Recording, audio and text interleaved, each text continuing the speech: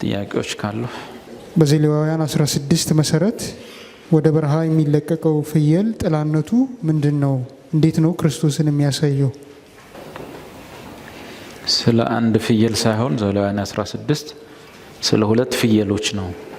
ሁለቱ ፍየሎች ያው ጌታ ኢየሱስ መጽሐፍት ሁሉ ስለኔ ነው የሚመሰክሩ። በተለይ የኦሪት ቁርባኖች የኦሪት መስዋዕቶች በሙሉ የሚወክሉት ኢየሱስና ከኢየሱስ ጋር ተያያዥ የሆኑትን ነገር ነው። ባጭሩ ምናነበው ክፍል ራሱ የሚያወራው ስለ ኢየሱስ ነው። ለእስራኤልም ልጆች ማህበር ለኃጢአት መስዋዕት ነው የሚለው። ለኃጢአት መስዋዕት ግን የፍየሎችና የጥጆች የኮርማዎች ደም ኃጢአትን ሊያስወግድ አይችልም አይደል? አይችልም። ግን መጽሐፉ ስለዚህ የሚያወራው ስለ ፍየል አይደለም ነው። ጳውሎስ እንደተናገረ እነሱ ሊመጣ ላለው ለአካሉ ጥላ የሆነውን ያገለግላሉ እንዳለ።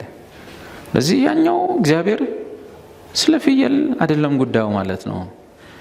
እግዚአብሔር ጥላ ባላቸው ነገር ውስጥ ጉዳዩ አይደለም። ስለ ጥላ ስለ ምሳሌ ጳውሎስ ሲናገር ጥላና ምሳሌዎችን አወራ። መቅደሱ ነበረ፣ መሰዊያው ነበረ፣ ታቦቷ ነበረች፣ የኪዳኑ ጽላት ነበረ፣ የአሮን በትር ነበራልና ስለ ጥላ ምንድን ያለው? ስለ እነዚህ ስለ እያንዳንዳቸው አሁን ልንናገር አንችልም። እግዚአብሔር ለካ ከነዛ ሻዶ ከሆኑ ፍየል፣ በግ፣ ጥጃ፣ ኮርማ ምናምን እንጨት ምናምን ጋር ምንም ጉዳይ የለው። እግዚአብሔር አንድ ልጅ ብቻ እንደወለደ ሰው፣ አንድ ልጅ ብቻ እንዳለው ሰው፣ አንድ ልጁን ግን ብዙ ለማድረግ ብዙ ፎቶ እንደሚያስነሳ ሰው ልጁን አንዴ ባዶ ራቁቱን፣ አንዴ በቁምጣ፣ አንዴ ደግሞ አድጎለት ሱፍ ለብሶ ልጁን 10 አይነት 20 አይነት 100 አይነት ፎቶ እያስነሳ አንድ አልበም ሙሉ ስለ አንድ ልጅ እንደሚያስነሳ አንድ ሰው የሚወደውን አንድ ልጁን ብዙ ሆኖ ማየት ስለሚፈልግ በብዙ መልክና ከለር ሊያው ስለሚፈልግ ሰዎች አንድ ልጃቸውን የበኩር ልጃቸውን ያገላበጡ ማአት አይነት ፎቶ አስነስተው አልበም እንደሚሞሉ ኦሪት የእግዚአብሔር አልበም ነው። ሊመጣ ያለው ልጁን እግዚአብሔር የሚያይበት ነው። በተለያየ መንገድ እየገለጠው ልጁን በብዙ ክብር ያየዋል። እግዚአብሔር ሐሴት ያደርግ የነበረው ፍየል አይቶ ጥጃ አይቶ ምናምን አይቶ አይደለም። በእነርሱ ዕብራውያን 10 ፈጽሞ ደስ አላለህም ነው ያለው። አሁን በምናነበውም እግዚአብሔር ደስ ያለው ነገር አይደለም። በዚህ ውስጥ ግን ያይ የነበረው ነገር መሲሁን ወይንም የአምላክ ልጅ አምላክ ከብርሃን የተገኘ ብርሃን ኢየሱስን ነው እግዚአብሔር ሲያይ ነበረው። ስለዚህ ቁጥር 5 ላይ ወንድሜ ጠየቀኝ አንዱን ፍየል ጓደኛውን የት እንዳደረስከው ባላቅም መጽሐፉ ግን የሚለው ቁጥር 5 ላይ 2 ፍየሎች ናቸው። ከእስራኤልም ልጆች ማህበር ለኃጢአት መስዋዕት 2 አውራ ወንድ ማለት ነው ፍየሎች፣ በግ አይደለም ፍየል። ከላይ ኃጢአት የሚል ቃል አግኝተናል። ፍየሎች ለሚቃጠል መስዋዕት ደግሞ ማለት በእግዚአብሔር ፊት ንጹህ ሆኖ የሚታይ ማለት ነው በግ ይውሰድ ይላል። ከሰዎቹ ኃጢአት ጋር በተገናኘ ወይም ከኛ ኃጢአት ጋር በተገናኘ ሁለተኛ ቆሮንቶስ 5 ቁጥር 21 ላይ ኃጢአት ያላወቀውን እርሱን ስለኛ ምን አረገው? ኃጢአት አረገው። ስለዚህ ፍየል፣ እባብ ምናምን በዚያ ክርስቶስ በተገለጠበት ነገር በሙሉ ኢየሱስ የኔና ያንተን ኃጢአት ሆነ። ኃጢአተኛ አልሆነም፣ ኃጢአት ነው የሆነው። የኃጢአተኛ ደሞዝ ሞት ነው ይላል አይደል ቃሉ? እዚህ ቤት እንግዲህ ተጠንቀቃችሁ ነው መስማት ያለበት። የኃጢአተኛ ደሞዝ ሞት ነው። የኃጢአት ደሞዝ ሞት ነው። the wage of sin ነው እንጂ the wage of the sinner አይደለም። የኃጢአት ደሞዙ ሞት ነው። ለዚህ እግዚአብሔር ኢየሱስን ምን አረገው? ሁለተኛ ቆሮንቶስ 5:1 እኛ በእርሱ ቦታ ሆነን የእግዚአብሔር ጽድቅ ማለት እንደ ኢየሱስ አይነት ጽድቅ እንሆን ዘንድ ኃጢአት ያላወቀውን እርሱን ስለኛ ኃጢአት አደረገው። የኃጢአት ደሞዝ ምንድነው? ሞት ነው። አንዱ ስለ ሁሉ ሞተ፣ እንኪያስ ሁሉም ሞቱ። ስለዚህ ፍየሎች 2 አውራ ፍየሎች በሙሉ የሚያሳዩት ኢየሱስን ሲሆን ስለኛ ኃጢአት መሆኑን ያሳያል። ለምን 2 ፍየሎች ሆኑ? ቀጥሎ ላለው ትረካ ነው። ምንድነው ቀጥሎ ያለው ትረካ? ለኃጢአታችን መሞቱና ከዚያ በኋላ ለዘለዓለም ዓለም ላያዳግም መጽደቃችን እግዚአብሔር የባለፈውን የዛሬውን የሚመጣውን ኃጢአት መተላለፍና ድካም ላያስብ ላይቆጥር የወሰነበትን ታሪክ ለመግለጥ ነው። ሁለቱ ወይም ደግሞ ኃጢአታችንን ለአንዴና ለመጨረሻ ጊዜ ይዞ ላይመለስ መሄዱን ለማሳየት ሌላ ፍየል፣ ምክንያቱም አንድ ፍየል በየዓመቱ ታርዶ እሱ ፍየል በየዓመቱ ሊነሳ አይገባም። ፍየል ታርዶ ወይም ፍየል ሞቶ ሊነሳ አያስፈልግም። ዋናው መጥቶ ታርዶ ስለሚነሳ እግዚአብሔር ባለ 4 እግር ፍየል በዚህ የመስዋዕት ስራ ላይ በዘሌዋውያን 16 ላይ የሚያስነሳበት ምክንያት የለውም። ኢየሱስን ስለሆነ ማየት የተፈለገው 2 ፍየል ይመጣሉ። አንዱ ሞቱን፣ አንዱ ደግሞ ኃጢአታችን ለዘላለም ተሸክሞ መሄዱን ለማሳየት ነው። ታሪኩ ምንድነው? ሁለቱንም አውራ ፍየሎች ወስዶ፣ ወንድ ነው የሚሆነው ሴት አይሆንም። ሁለቱንም አውራ ፍየሎች ወስዶ በመገናኛው ድንኳን ደጃፍ አጠገብ በካህናት ፊት ያቆማቸዋል። በሰይጣን ፊት ያቆማቸዋል። በማን ፊት? በእግዚአብሔር ፊት ያቆማቸዋል። ኢየሱስ በአጠቃላይ በጽድቅ ሲኖር የኖረው መጽሐፉ የሚለው በእግዚአብሔርም ፊት በሰውም ፊት ነው አይደለም? ከእግዚአብሔርና ከሰው ጋር የተገናኘ ነው። ሰይጣን በዚህ ውስጥ የለም። ብዙ ሰዎች ምን ይመስላቸዋል? ኢየሱስ በመስቀል ላይ ሞቶ ደሙን ያቀረበው ለሰይጣን ይመስላቸው፣ እንደ ጠንቋይ ግብር ማለት ነው። ለሰይጣን ደሙን አፍሶ እባክህ ሰይጣን መልሳቸው፣ ይኸው ደም አቀረብኩኝ፣ ደምን አፍሰል፣ እባክህ ማራቸው። ሲጀመር ሰይጣን ይቅር በላቸውም ማራቸውም ልቀቃቸውም የሚባል አይደለም። ሰይጣን እኛን በቁጥጥሩ ስር አላስገባም። እኛንን ወደ ሰይጣን መንግስት በፈቃደኝነት ይር ነው። ሰይጣን ተሰጥቶት እንጂ ምንም የለውም። ይሁሉ ተሰጥቶኛል ለምወደውም እሰጠዋለሁ ነው ያለው። አንዳንድ ጊዜ ትልቅ ስህተቶች አሉ። ምንድነው? እግዚአብሔርና ሰይጣን በጣም እየተፎካከሩ እንዳሉ፣ ሰይጣን በጣም ለእግዚአብሔር አስቸጋሪ እንደሆነ፣ በጣም እየተገዳደረው እንደሆነ፣ እግዚአብሔር የሰይጣን ሁኔታ በጣም እንደሚያሳስበው፣ ከዚህ የተነሳ ከሰይጣን የተነሳ ይህችን ዓለም መጨረሻዋን እንዴት ነው ማረጋት እያለ እግዚአብሔር በጣም የዓለምን ፍጻሜ ራሱ እንዴት እንደሚያደርግ በታላቅ ትኩሳት እንዴት እንደሚያጠፋት እያሰበ ሁሉም ይመስለናል።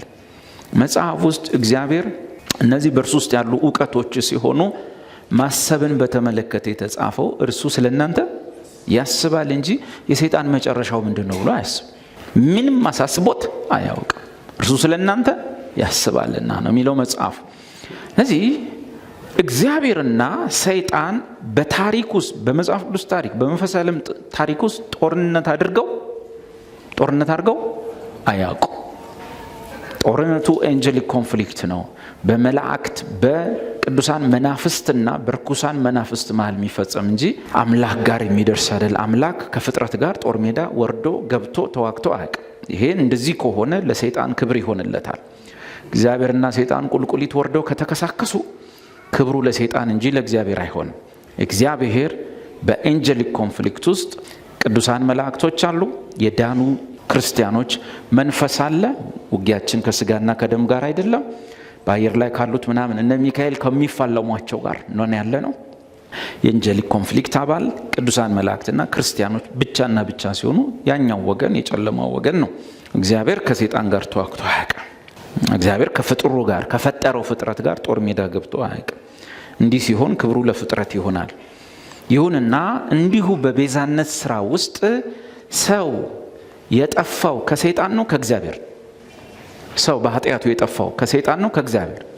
ስለዚህ ከእግዚአብሔር ነው የጠፋው፣ ወደ እግዚአብሔር ነው የሚመለሰው። ሰው በኃጢአቱ ማንን ነው የበደለው? ሰው በኃጢአቱ ሰይጣንን፣ ቅዱሱን አቤት ቅዱሱን። ስለዚህ የሚቀርበው መስዋዕት ለቅዱሱ ነው። ተበዳይ ሰይጣን ነው እግዚአብሔር። ስለዚህ ካሳ የሚቀርበው ለእግዚአብሔር ነው። መጽሐፉ እንደሚናገረው በእርሱ ፊት የገዛ ደሙን ይዞ ገባ በእግዚአብሔር ፊት እንጂ ለሰይጣን የቀረበ የኢየሱስ ክርስቶስ ክቡር ደም ንጹህ ደም ግብር የለም። ሰይጣን በምንድን ነው የተወገደው? ኢየሱስ በዛለና በደከመ ሰዓት በተዝለፈለፈ ሰዓት ኃይል ባልቀረችለት ኃይሉን እንደ ገል በደረቀ ሰዓት በዚያ ሰዓት አለቅነትና ስልጣናት ሁሉ ተፈጸመ ሲል አልቋል። ስለዚህ የሰይጣን ጉዳይ አይደለም። ሙሉ ያ ቅዱስ ደም የቀረበው ለቅዱሱ እግዚአብሔር ነው። የወጣ ነው ከእግዚአብሔር መንግስት እንጂ ከሰይጣን መንግስት አይደለም። የምንመለሰው ወደሱ መንግስት ስለሆነ የሚቀርበው ሙሉ በሙሉ የኢየሱስ ክርስቶስ ደም ለእግዚአብሔር ነው። ለዚህ ብዙ ጊዜ ዘሌዋውያን 5ቱ ቁርባኖች አሁን ደግሞ በምናነበው ክፍል ላይ ሁሉ በእግዚአብሔር ፊት ያርደዋል፣ በእግዚአብሔርም ፊት ያርደዋል፣ በእግዚአብሔርም ፊት ያቀርበዋል፣ በእግዚአብሔርም ፊት ያቆመዋል እንጂ የሚለው ሰይጣን ጂኒ ምናምን ይሄ ጴንጤን ጠንቋይን ምናምን መተተኛውን ደብተራውን ሁሉ የሚያስጨንቀው የጨለማ ኃይላት ጋር አብና ወልድ የሉበትም። አብና ወልድ እሱ የቅድስት ሥላሴ አካል ነው። ስለዚህ እግዚአብሔርን በዚህ በኩል ሰይጣንን በጎን አስቀምጦ የሚቀርብ ቁርባን የለም። በእግዚአብሔር ፊት የሚቀርብ ነው። ሰው ታሪኩ፣ ምንጩ፣ ውድቀቱ፣ መነሳቱ፣ ዘላለም ሁሉ የሚገናኘው ከፈጣሪው ጋር ስለሆነ ስለዚህ በእግዚአብሔር ፊት ያቀርበዋል ለራሱ። ቁጥር 7 2ቱን አውራ ፍየሎች ወስዶ በመገናኛው ድንኳን ደጃፍ አጠገብ በእግዚአብሔር ፊት ያቆማቸዋል። ምን ሊፈጸም ነው? ክርስቶስን ብቻ እያሰባቸው አነቡ። በሁለቱ ፍየሎች ላይ ዕጣ ይጥልባቸዋል። ያ ሁለቱም ፍየል ስለሆነ ኃጢአተኛ ያልሆነውን ኃጢአት የሆነውን ኢየሱስን ለመግለጥ በእግዚአብሔር ፊት ያቆማቸዋል። ዕጣ ይጥልባቸዋል። አንዱን ዕጣ ለእግዚአብሔር ማለት የሚታረድ ነው። ሌላውንም ዕጣ ለሚለቀቅ። አንደኛው ዕጣ ይወጣል የሚለቀቅና በእግዚአብሔር ፊት ወይ የሚታረድና የሚለቀቅ ተብሎ ዕጣ ይወጣል። ከዛ ኦኬ የሚታረደው ግን ለዚህ የሚወጣ ለዚህኛው የተፈለገው ነገር ክርስቶስን ለመግለጥ የሚታረደው በእግዚአብሔር ፊት ይቀርባል። የሕዝቡን ኃጢአት ሁሉ ናዝዞ በሱ ላይ ያስቀምጣል፣ በእግዚአብሔርም ፊት ያርደዋል። ይህንን መጀመሪያ እናነባለን። ምን የእግዚአብሔር ዕጣ የሆነበትን ፍየል ያቀርባል፣ ስለ ኃጢአትም መስዋዕት ያደርገዋል። ታንክ ዩ ጂሰስ። ስለምን? ለኃጢአት። ባለፈው በሉ፣ የአሁኑ በሉ፣ የሚመጣው ኃጢአት በደልና መተላለፍ ሁሉ በአንድ መስዋዕት ለዘላለም ተወግደዋል። ባጭሩ የኃጢአቴ መስዋዕት በሉ ታርዷል በሉ። ስለ ኃጢአተኛው ህዝቡ ነው መስዋዕት ያደርገዋል። የሚታረደው ግን ሌላ አካል ነው። ስለ ህዝቡ ኃጢአት የሆነው አካል ነው። ፍየል የኃጢአት ምሳሌ ነው። ዮሐንስ ወንጌል ምዕራፍ 2 ላይ እባብ የኃጢአት ምሳሌ ነው።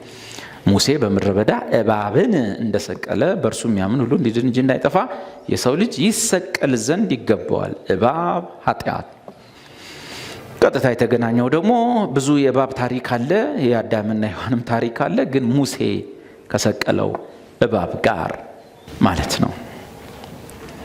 ስለ ኃጢአትም መስዋዕት ያደርገዋል። የመጀመሪያው የመለቀቅ ዕጣ የሆነበትን ፍየል ደግሞ ያስተሰርይበት ዘንድ ለመለቀቅም ወደ ምድረ በዳ ይሰደው ዘንድ በሕይወቱ በእግዚአብሔር ፊት ያቆመዋል። እስቲ ኃጢአቴን በሉ።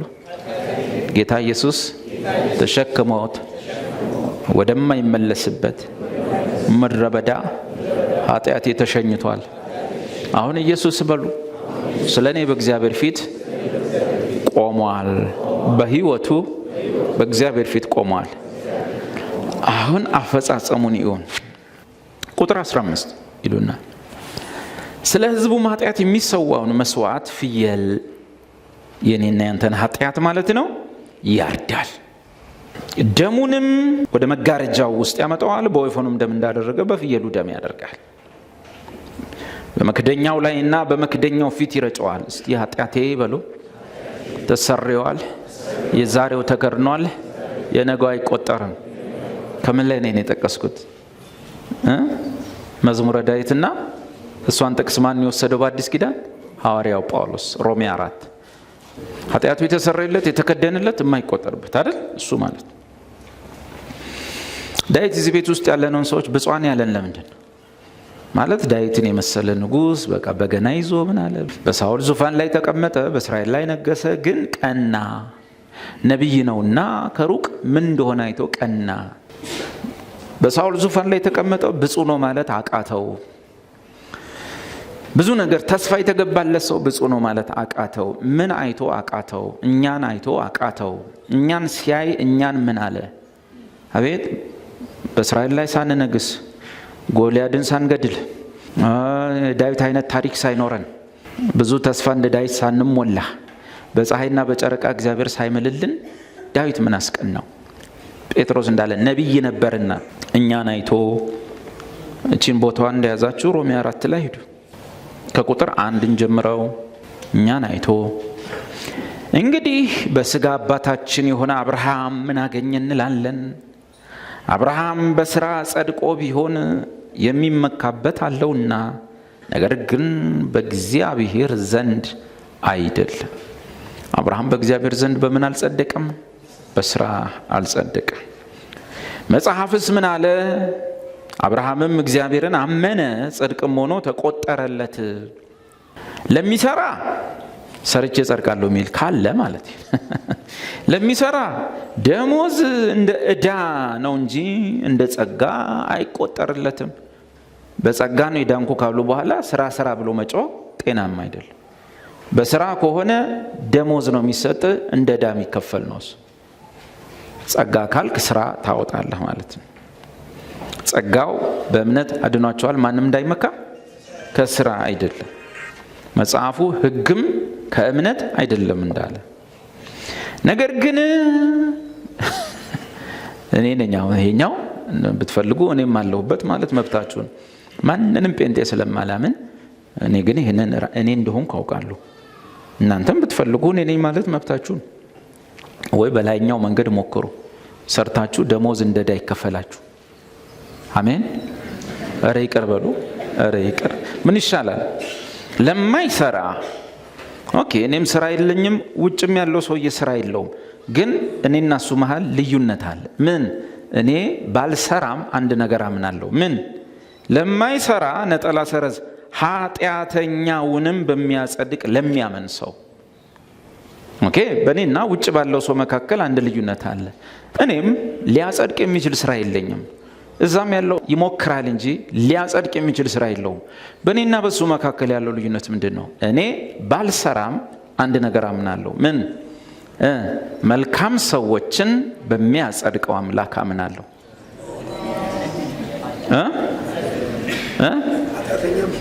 እግዚአብሔር በአዲስ ኪዳን ማንን ያጸድቃል ብላችሁ የምታምኑት? አቤት እያጠራን እንሂዳ፣ እያጠራን እየወለወልን እንሂድ። ማንን ነው የሚያጸድቀው? ማለት እችን ማለት ካቃተ ፎርሻሃል። ከእግዚአብሔር ጋር ቀኝን አልሰጠህም። ማንም በሚያጸድቅ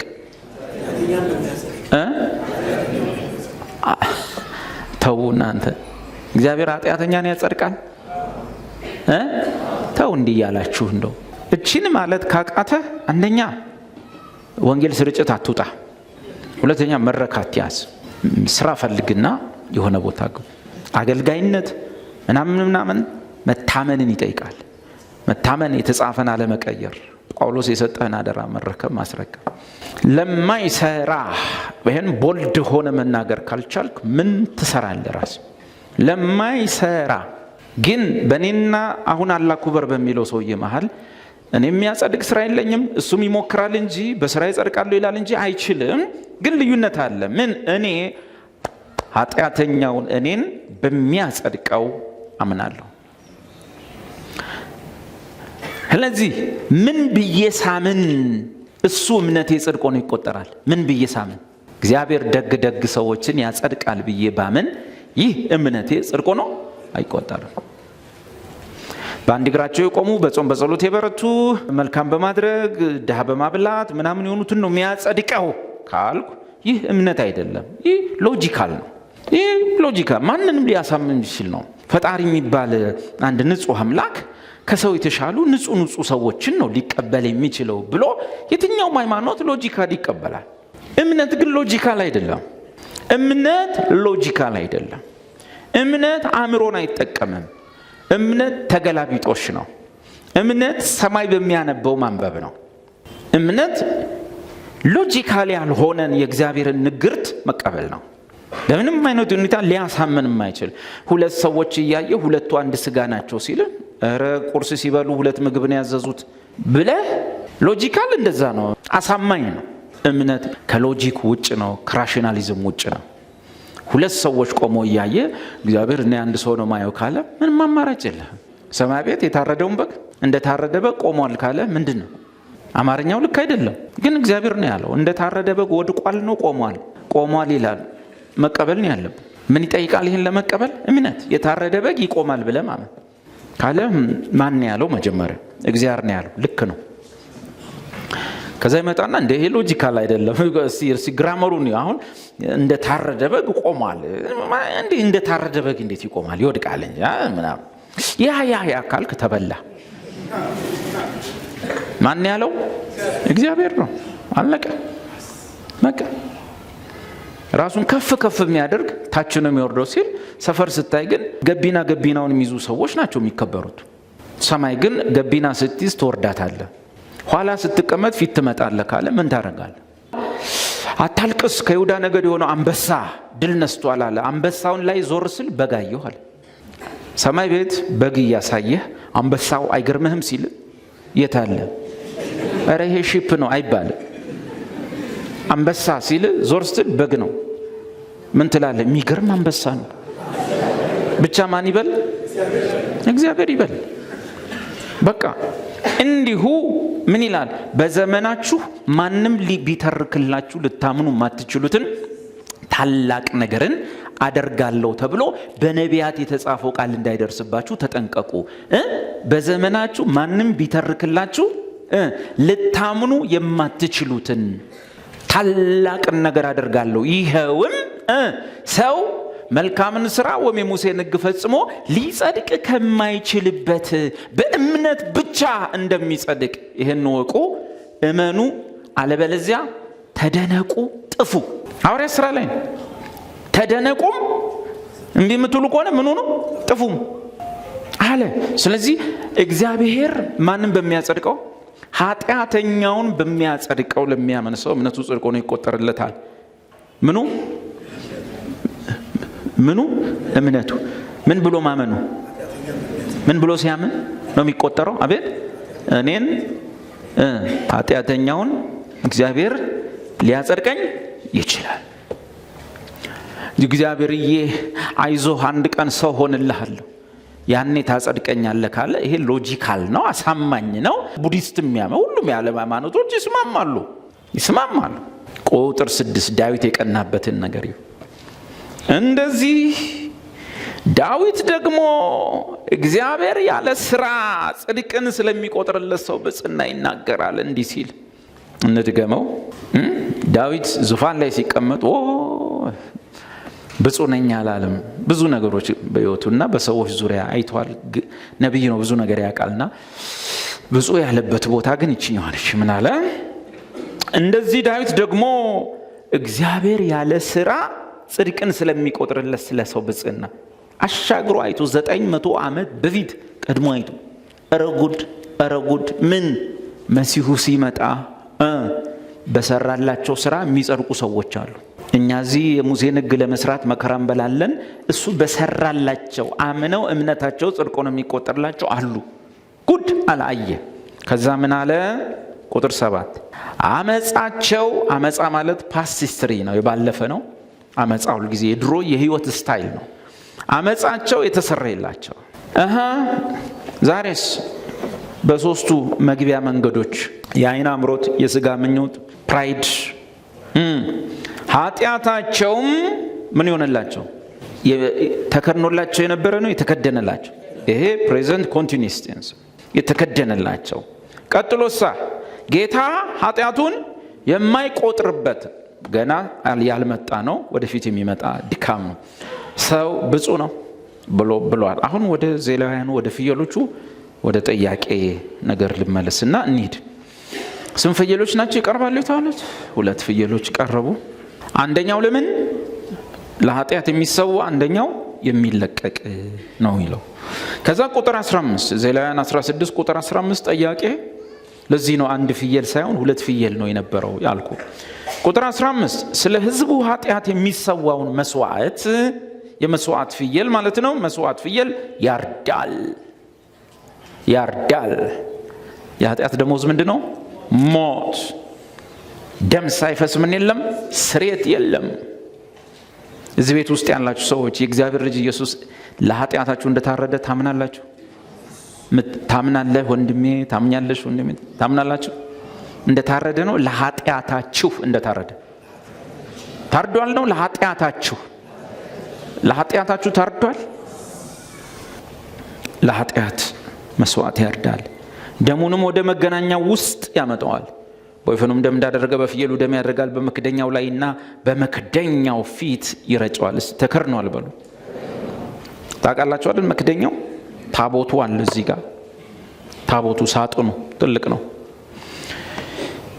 እሱ ውስጥ ሕጉ አለ በድንጋይ ላይ ተጽፎ፣ ካልፈጸምከው በምትወገርበት ድንጋይ ምሳሌ የሆነ ውስጥ ገብቷል። ታቦቱ ውስጥ ሳጥኑ ውስጥ ይሄ ክዳን ነው። ይሄ ክዳን ስም አለው፣ የስርየት መክደኛ እና ሕጉ ውስጥ አለ። እዚህ ጋር መክደኛው አለ። ደሙን ያመጣና በእግዚአብሔር ፊት በመክደኛው ላይ ያፈሰዋል። እስቲ ሕጉ በሉ። ከደሙ በታች ነው። ደሙ በሉ። ከሕጉ ይበልጣል። ደሙ በሉ። ሕጉን ከርኖታል በሉ። አጨብጭባው እንደምናካ እሺ፣ ትጠረምሳላችሁ። አሁን አጨብጭብ እንግዲህ ትቦድሳለህ። አቤት ስንቱ ተቦድሷል። ኦኬ፣ ሕጉ ታች ነው። እሺ፣ መክደኛ አለው። ይህን ላልፈጸሙት የስርየት መክደኛ፣ ያልፈጸመው ኃጥ ነው። ስርየት ይደረጋል በመክደኛው።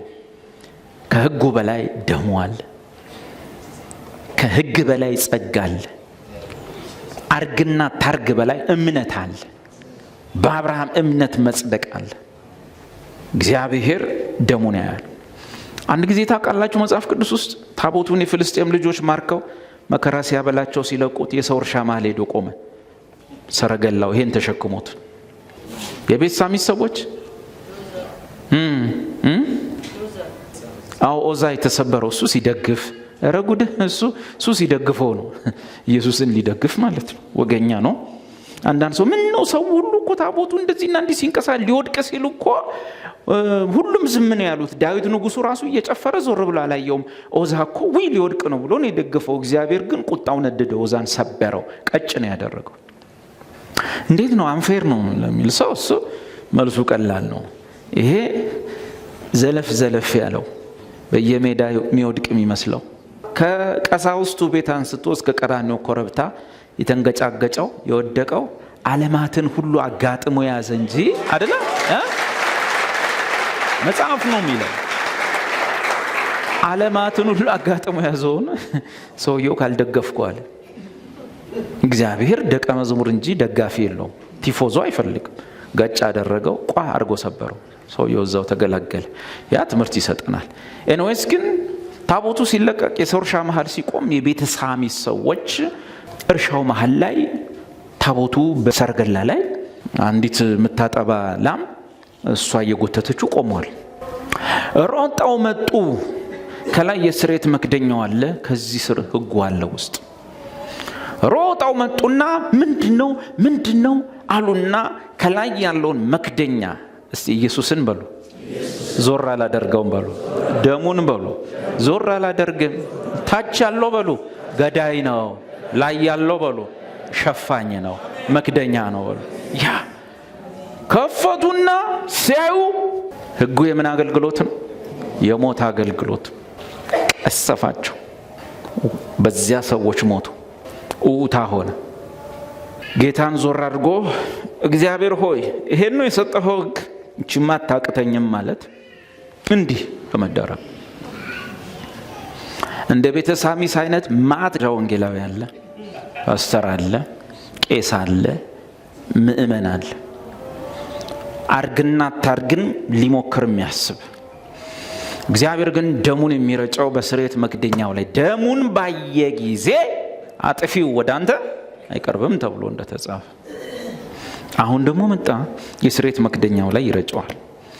ቀጥሎ ሂዱ ደግሞ ቁጥር 20 መቅደሱንም የመገናኛውንም ድንኳን መሠዊያውንም ማስተስረይ ከፈጸመ በኋላ ሕያውን ፍየል ያ ቅድም የቀረውን አንደኛውን በሕይወት ያለውን ፍየል ያቀርባል። አሮንም ሁለቱን እጆቹን በሕያው ፍየል ራስ ላይ ይጭነዋል።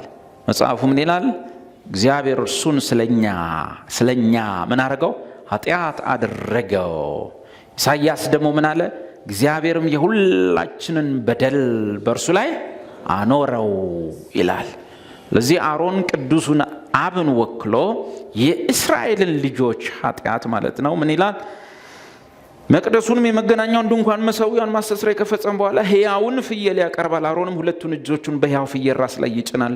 በላዩም የእስራኤልን ልጆች በደል ሁሉ እስቲ በደሌ በሉ ያ መጽሐፍ ኃጢአቴ ተሰረየ በደሌም ተወገደ ማነው ያዳነኝ? ኢየሱሴ ነው። አንደም የእስራኤልን ልጆች በደል ሁሉ መተላለፋቸውንም ሁሉ ኃጢአታቸውንም ሁሉ ይናዛል። መድኃኔዓለም እስቲ በደሌ ሁሉ በሉ።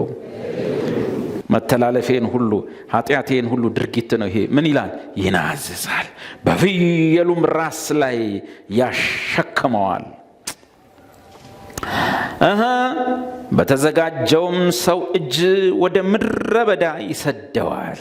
ፍየሉም ኃጢአታቸውን ሁሉ ወደ በረሃ ይሸከማል።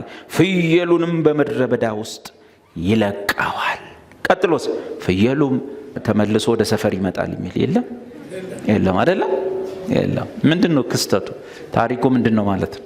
የኔና የናንተን ኃጢአት ሁሉ መተላለፍ ሁሉ በደል ሁሉ እግዚአብሔር በማን ላይ አድርጎታል? በክርስቶስ ላይ። ሊቀ ካህናቱ ፍየሉ ላይ እንደሚያስቀምጥ በጥላና ምሳሌ። ከዛ ምን ይደረጋል? አንድ ሰው ይመረጥና ያ ሰው ያንን ፍየል የእስራኤልን ልጆች ኃጢአት ሁሉ እስራኤል ተሸክሞልናል ብለው ያሰቡትን ፍየል ከዚህ በኋላ ለእስራኤል ልጆች እስከሚቀጥለው ዓመት ድረስ ለአንድ ዓመት ዋስትና የሚሰጣቸውን ሰላም የሚያገኙበትን ያንን ፍየል አንድ ሰው ይዘውና ምን ይላል? ወደ ሰፈር ይዞት ይሄድ ነው። ወደ ምድረ በዳ ጭልጥ ያለ አውጥቶ ኢትዮጵያ ውስጥ ምድረ በዳ የት እንዳለ አላውቅም። እኛ እኮ ግቤን ነው በረሃ የምንለው አይደል? እንደሱ አይደለም። ምድረ በዳ ማለት ምን ማለት ነው? ምስራቁ ምዕራቡ ማይታወቅበት፣ መውጫ መግቢያው ማይታወቅበት፣ ህይወት የሚባል ነገር የሌለበት፣ ከሄድክ ማትመለስበት፣ ከገባህ ማትወጣበት፣ በዚያው የሆነ ሰውዬ በዚህ በኩል ይሄዳል ተብሎ የት እንደሄድክ ማይታወቅበት ምድረ በዳ ውስጥ ፍየሉን ይዞ ይላል። ግን የእስራኤል ልጆች ኃጢአታቸውን ካህኑ እንዲያርጎ ሲናዝዝና ሲያሸክም ሁሉም ታላቅ ትንፋሽ ይተነፍሳሉ።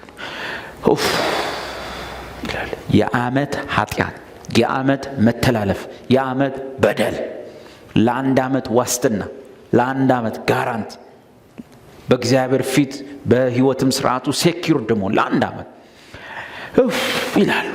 ካህኑ ያን ስርዓት እስኪፈጽም ይቁነጠነጣሉ፣ ይጭንበታል፣ ያሸክመዋል። ከዛ የሚጓጉት ምን ታውቃላችሁ? ያ ፍየል ቶሎ ከሰፈር እንዲወገድላችሁ ሁሉም ፍየሉ እስኪሄድ ድረስ በናፍቆት ይጠብቃሉ።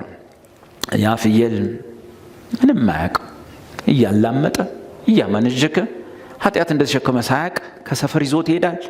ልክ ከሰፈር ወጥቶ የከተማውን አደባባይ አልፎ የከተማውን በር አልፎ ሲወጣ ትልቅ እፎይታ፣ የህዝቡን ሁሉ ኃጢአት ይዞ ከበር ውጭ መከራን ይቀበላል። ዕብራውያን 13 ኢየሱስ ከበር ውጭ ከሰፈር ውጭ ከበር ውጭ መከራን ተቀበለ፣ ይዞ እልም ይሄዳል። ከሩቅ ሆኖ ተንጠራርቶ ያሉ ሰውየው ይሄዳል ይጠፋል፣ ከዓይናቸው ይጠፋል፣ ኡፍ ይላሉ፣ ይሄዳል።